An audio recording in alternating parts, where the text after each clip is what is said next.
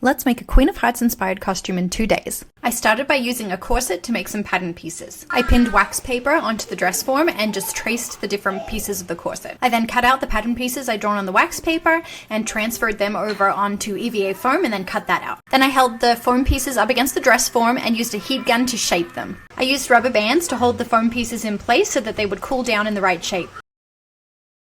Then I used a little Dremel to sand off the sides of the pieces at an angle so that I would be able to put them together at different angles and create curves. Then I applied contact cement to the seams and pushed the pieces together. I tried on what I'd made so far to make sure it was going to fit with everything underneath it. I decided to add some duct tape on the inside to reinforce the seams. Then I used some pieces of poster board to try and create the heart collar.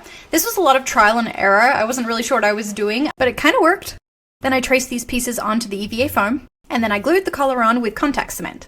There was a bit of a gap around the back, so I just created a new piece with EVA foam. Once everything was glued, I used Quick Seal to fill in and smooth all the seams. Then it was time for spray painting.